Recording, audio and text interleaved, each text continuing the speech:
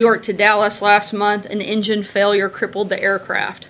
Because of Captain Tammy Jo Schultz, one of the first women ever to fly tactical fighter aircraft in the United States Navy, First Officer Darren Ellisor, and the 3 crew members, the plane was able to land safely in Philadelphia. We continue to pray for the family of Jennifer Reardon, who tragically passed away due to injuries she sustained. The President thanks all of these men and women for their bravery.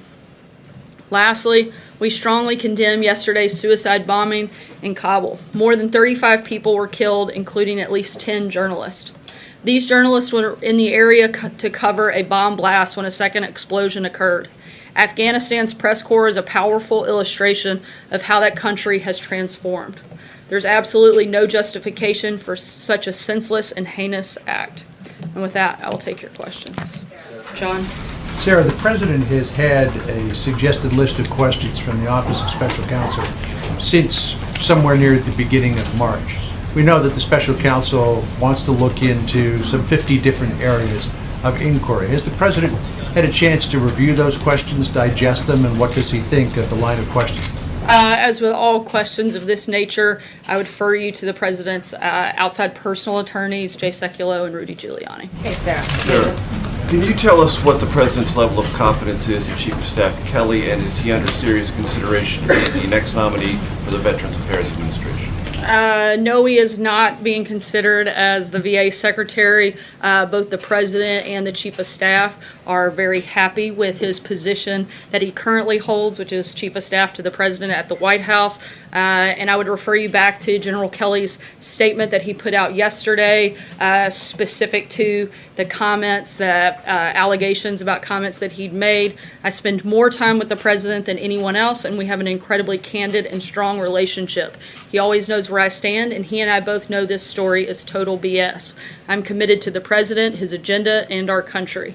This is another pathetic attempt to smear people close to President Trump and distract from the administration's many successes. Ask you about Iran, Sarah. You described it, or the NSC last night described it as a clerical error, but it was a significant editing error that has policy implications. Can you state from the podium what this White House believes is the current state of Iran's pursuit of a nuclear weapon, and if it's in full compliance with the Joint Comprehensive Plan of Action as the IAEA has said it is? We think the biggest mistake that was made was under the Obama administration by ever entering the deal in the first place.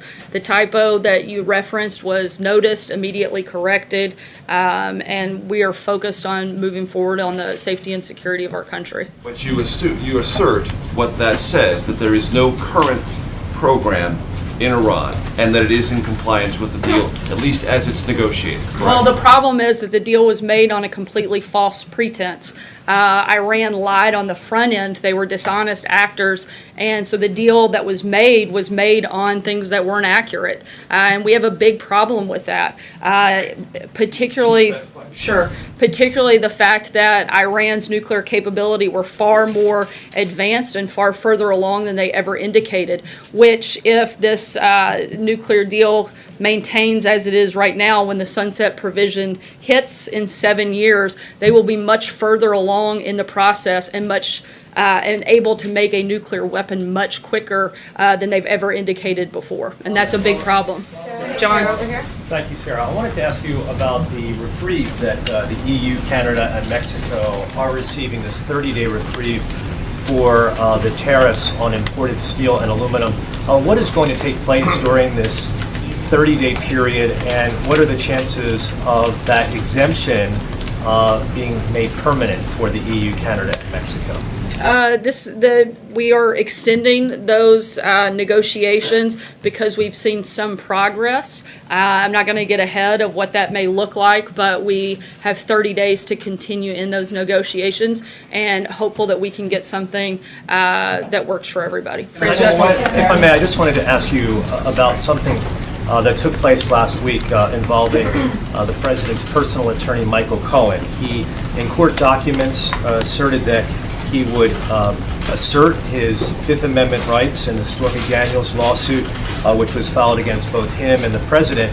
And you may recall that in September of 2017, the President at a campaign rally said, "The mob takes the Fifth." And he also said, "If you're innocent, why are you taking the Fifth Amendment?" Do those ideas also apply to Michael Cohen? Does the president stand by those comments? I can't speak on behalf of Michael Cohen. I'd refer you to him. Francesca?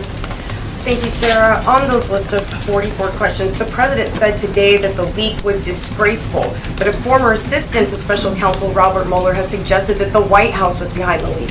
Is he wrong? Once again, I can't comment on anything regarding those questions, and I would refer you to the president's That outside was a question counsel. about specifically the White House though being involved in it. It was actually specific to the president, and that's why I'm referencing and referring you to the president's personal attorneys who can speak on that A matter. question about the White House specifically then, is the White House concerned, as Congressman Adam Schiff has said, that so many of the questions point to obstruction of justice? We here at the White House tried never to be concerned with anything dealing with Adam Schiff. Blake? Thank you, Sarah. Let me point you back to what John had started on with the tariffs. Wilbur Ross, the Commerce Secretary, had said earlier today, quote, "If we're going to impose it, we're going to have to do it pretty soon or else people will start gaming the system." It sounds like you feel like this is moving along, but do you agree, does the White House agree with the Commerce Secretary that you're going to have to move forward on this pretty soon? And if so, what exactly is pretty soon? Certainly, it's a 30-day extension, and we expect for these negotiations to be completed at the end of those 30 days. So will this be the last of the 30 days then? I'm not going to get ahead of the process, but right now we're working on negotiating a deal during this 30-day time period, and we'll keep you posted if there's anything that changes. Clarify Dr. Lonnie Jackson's status. If he's no longer the president's personal physician, why not? He's still a active duty Navy doctor assigned to the White House, but upon his nomination to the Veterans Affairs, Department of Veterans Affairs as the secretary, an acting doctor was put in his place, and Dr. Connolly will remain there. Why is that though? Why not bring him back in that role if the president was so happy with his Again, work? Dr. Connolly had already assumed that role, but Dr. Jackson continues to be an active duty Navy doctor that's assigned here at the White House, where there are a number of doctors that are part of the White House medical unit. And does the president have any response to the defamation suit filed yesterday by Stormy Daniels? I don't have anything for you on that. So 2 questions for you. Why did Keith Schiller, who was a White House employee at the time, go and take medical records from the president's personal doctor last year? As a standard operating procedure for a new president, the White House medical unit took possession of the president's medical records. It was characterized as a raid. Is that your understanding of what happened? The doctor seemed to be pretty upset about it.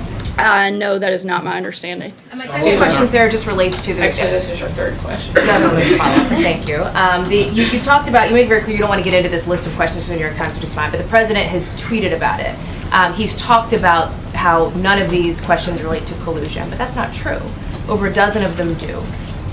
We've talked about accuracy from the president in the past. Why is he mischaracterizing these reports? Once again, I'm not going to get into the back and forth on matters involving the special counsel, and I would refer you. Involving the special counsel, that's the president. It certainly has implications with the special counsel, and I'm not going to get into a back and forth on it. I refer you to the president's personal attorney. Sarah, just to follow up on Hallie's first question, there are some today who are essentially saying that what has happened with the president's former personal doctor was a burglary. The way Keith Schiller busted in and essentially... I don't know if some, I think there's one, but not some. Well, what's your response to that characterization? Once again, that it would be a standard procedure for the president and newly elected president's medical records to be in possession by the White House medical unit, and that was what was taking place, is those records were being transferred over to the White House medical unit as requested. If I can ask a second question, there are some allies of the president's up on Capitol Hill who are apparently drafting articles of impeachment for the Deputy Attorney General, Rod Rosenstein. Is it the president's belief that Rod Rosenstein has either committed a high crime or a misdemeanor? I'm not aware of any belief of that. Does the White House then not endorse that drive? Would the White House call on these members not to pursue that? I haven't seen the specific document, but we don't have any personnel announcements, and we're continuing to move forward with the Department of Justice. Sarah, there are 2 questions. There are questions percolating about James Shaw Jr. And the president. The president has he called him? Is he planning on meeting with him? He's talking to heroes. He had the heroes of the Southwest flight in the Oval Office today. You said something about James Shaw Jr. last week, but is the president himself going to reach out to him? Will he come to the White House? My understanding is that there has been an outreach effort to bring him here to the White House, and I'll keep you updated on that as I have more information. Okay, and second question. Payoffs, hush money, Russia trolls, Facebook, WikiLeaks, DNC hack, Comey email investigations on the eve of the election, allegations of collusion. Do these issues give support to those who say, who offer questions about the president's legitimacy? I'm not sure I followed the question, but I think the fact that millions of Americans came out and voted for and continue to support this presidency makes him pretty legitimate. Steve? The 28 announcement yesterday, how is that affecting the president's thinking about what to do about the Iran nuclear deal?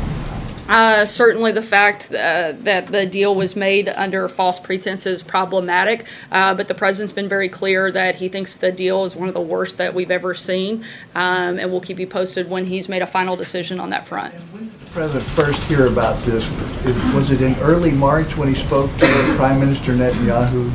I'm not aware of the exact date that the president was made aware, but the White House and the president were made aware prior to Israel's announcement yesterday. Last thing, was this coordinated yesterday with the White House? Did Netanyahu give you a heads up and say this is coming? Yeah, this was something that the Israelis did. However, they did give us a heads up that it was going to take place prior to the announcement. Sarah, back to the president's tweet this morning. He said there is no question on collusion, but when you look at these specific questions about outreach by the campaign to Russia, aren't these questions about collusion? Once again, I'm not going to get into a back and forth about questions leaked or anything having to do with the special counsel, and I would refer you to the president's attorney. And just one more, does this list factor at all into whether or not the president will or will not speak with the special counsel? Once again, I would refer you to the president's outside counsel. Sure. But in terms of that, though, the president has said before several times he would like to sit down with the special counsel. Where is he on that? Do you believe he has made up his mind on that? Again, I would refer you to the president's outside counsel to. At all, do you think? Again, I'm not going to get into back and forth on any matters related to the. Let me try a different topic if I can. On the NSC, the NSC says it was a clerical error.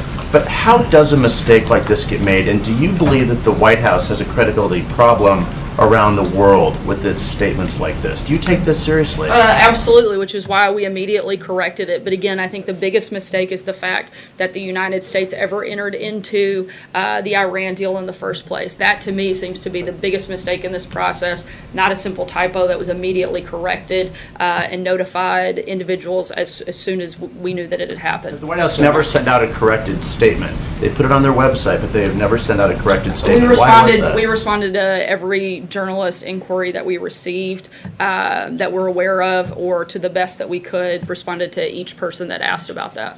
Sarah, the president yesterday talked about holding his meeting with Kim Jong-un in the DMZ, and he said there are some people that don't like the look of it. Has the location of this meeting and doing it in the DMZ been the subject of some debate internally? And what qualms might some members of the staff have about holding the meeting there? I'm not going to get into the deliberations on this at this point, but the list has been narrowed, as the president said, and we expect to have an announcement on that soon. Can I ask one more follow-up on Iran? You said twice now that the Iranian nuclear deal was made under false pretenses, but you know, as is clear from the historical record, the U.S. and its partners made this deal with Iran precisely because they knew Iran wasn't truthful about its military nuclear program. So are you suggesting that back in 2014-15 we believed Iran? I'm suggesting that the deal never should have been made in the first place, and even the fact that they had been known to be bad actors to some degree, the degree to which they were not being honest was not fully known at the time the Iran deal was made, is our understanding. Thanks, Sarah. Two questions. One is about the lawsuit filed today by California and 17 other states over their right to have EPA fuel standards in cars. They're fighting the administration on this. I wanted to know what your response was to the lawsuit, and also the broader question that this administration seems to be on the other side of the traditional Republican argument on states' rights on a number of cases. Is there any apprehension internally about having such a heavy hand with the states? Certainly the administration supports state rights. In regards to the specific lawsuit, we're reviewing that, and we'll let you know when we have a statement out. And the second question was about the NRA meeting this week. There are a lot of Americans who say this is an insensitive time to be speaking to the NRA, given the epidemic of gun violence, which the president himself has talked about. What's the administration's response to that? Why make the decision to speak at the NRA now? As the president has said before, a lot of presidents have not spoken before the NRA at their annual convention. Certainly, as we have indicated on many occasions, safety is a big priority. Security is a big priority for the administration. But we also support the Second Amendment and strongly support it, and don't see there to be a problem with speaking at the National Rifle Association's meeting. Aisha. Thank you. You mentioned earlier, or you were asked about PA secretary. Where does the White House stand in that decision-making process? Are you guys talking to potential candidates now about that position? We are, and the president will be meeting with a number of individuals over the next couple of weeks, and we'll keep you guys posted as we get further in that process. John? Yeah. Thank you, Sarah. In his recent appearance on Fox and Friends, the president offered a vague criticism of the Electoral College and suggested reform was in order. Several pundits after interpreted this as support for the controversial National Popular Vote plan, in which states give their electoral votes to the winner of the popular vote nationally. Is that what the president meant? Could you offer a more perspicacious definition of what he said at that point? I don't have any policy announcements on that front or something that we're looking to do, but certainly want to always look for the best way to preserve the integrity of our elections. Well, Olivia, also, sorry, yeah, was he aware that the Republican National Committee in May of 2011 had a resolution condemning that National Popular Vote plan? I'm not sure if he was aware, but I am pretty sure that the president is more than happy at times to say what he thinks is right, whether or not that there was a statement made many years ago contrary to that. Olivia? Thank you, Sarah. I've got a couple on foreign policy. You mentioned the Afghan attack. When Senator Rand Paul came out and said he was going to support Mike Pompeo for Secretary of State, he said that he was doing so because Mike Pompeo now agreed with the president that the time is now to withdraw from Afghanistan. Does the president agree with that characterization of his views? I don't have any updated policy guidance on that front. We laid out our Afghanistan strategy just a few months ago, and there's no change to that policy at this point. And then on Iran, the question of what it means to withdraw from the Iran nuclear agreement has come up a couple times. In the president's mind, does that mean immediately reimposing sanctions, doing what's called snapback, or does it mean something else? I'm not going to get ahead of anything the president may or may not do, and once he makes a final decision, he'll make that announcement. Last question, Brian. Thank you very much, Sarah. When the president spoke with Israeli Prime Minister Benjamin Netanyahu on Saturday, did the Israeli trove of documents about Iran's nuclear program come up? And did the president encourage Israel to release those documents on Monday? I'm not sure beyond the readout of the call, but I do know that we had discussions with Israel about their rollout, and we were notified prior to their announcement being made yesterday. Did the White House have us encourage Israel on the timing of the release? I'm not aware of specific coordination on the timing, but we certainly supported their announcements and supported their efforts. Was there a desire by the White House to have Israel release these documents in order to influence the domestic debate here in the United States, in order to paint the deal in a different light?